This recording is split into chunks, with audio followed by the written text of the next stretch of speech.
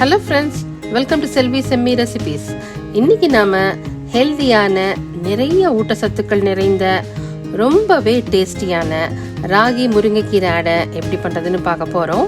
வீடியோக்குள்ளே போகிறதுக்கு முன்னாடி செல்வி செம்மி ரெசிபீஸ்க்கு சப்ஸ்கிரைப் பண்ணாதவங்க சப்ஸ்கிரைப் பண்ணுங்க. அப்டேட்ஸ் தெரிஞ்சுக்க மறக்காமல் பெல் பட்டன் ப்ரெஸ் பண்ணுங்கள். ராகி முருங்கைக்கீரை அடை செய்ய தேவையான பொருட்கள் என்னன்னு பார்க்கலாம்.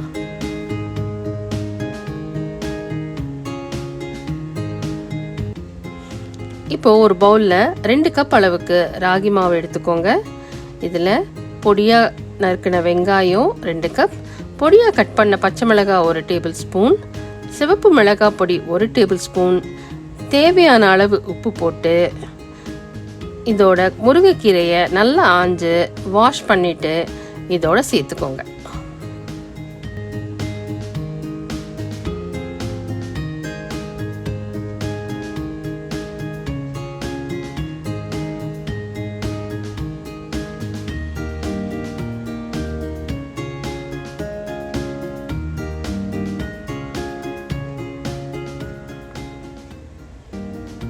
இப்போ இதை தண்ணி சேர்க்காம ஒரு தடவை நல்லா கலந்து விடுங்க. அப்போ தான் வெங்காயத்தில் இருக்கிற நீர்சத்தில் மாவு கலந்துருக்கும். தண்ணியை பார்த்து ஊற்றிக்கலாம்.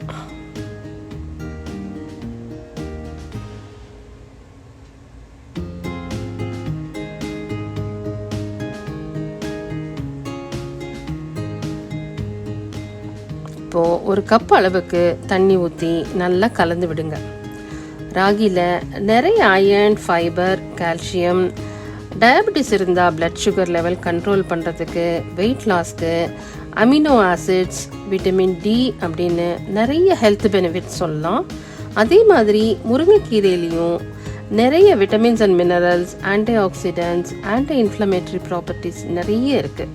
Vitamin C, iron, calcium, potassium எல்லாமே இந்த கீரையில் இருக்குது. அதனால் வாரத்தில் ஒரு தடவையாவது கண்டிப்பாக இதை செஞ்சு சாப்பிடுங்க. இப்போ இதை நல்லா கலந்து விட்டுட்டு ஒரு 15 நிமிஷம் ஊற விடுங்க.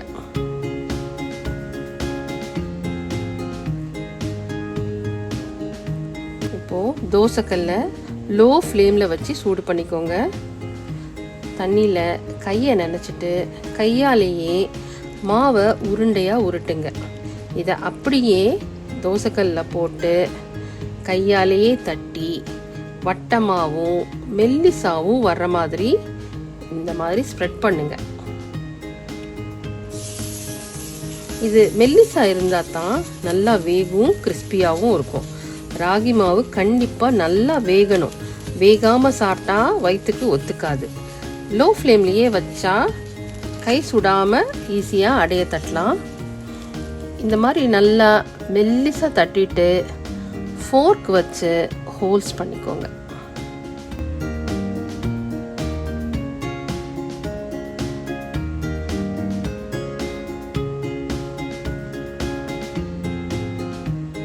இப்படி ஹோல்ஸ் பண்ணால் எண்ணெயில் நல்லா வெந்து கிறிஸ்பியாகவும் இருக்கும். இப்போது 2 ஸ்பூன் அளவுக்கு எண்ணெய் ஊற்றிக்கோங்க. இதை லோ ஃப்ளேம்லேயே வேக விடுங்க. ஆனால் நல்லா வேகணும். இப்போது திருப்பி போட்டு 1 ஸ்பூன் எண்ணெய் விட்டு நல்லா ப்ரெஸ் பண்ணி நல்லா வேக விடுங்க.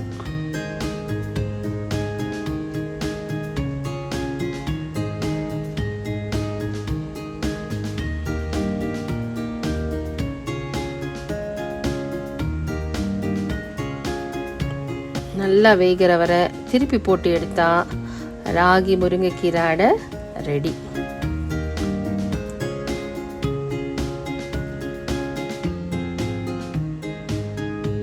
இந்த ராகி அடைக்கு நாட்டு சர்க்கரை பெஸ்ட் காம்பினேஷனுங்க.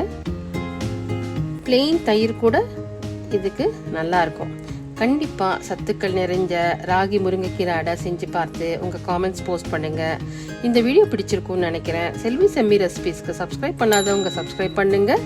அப்டேட்ஸ் தெரிஞ்சுக்க மறக்காமல் பெல் பட்டன் ப்ரெஸ் பண்ணுங்கள். தேங்க்யூ.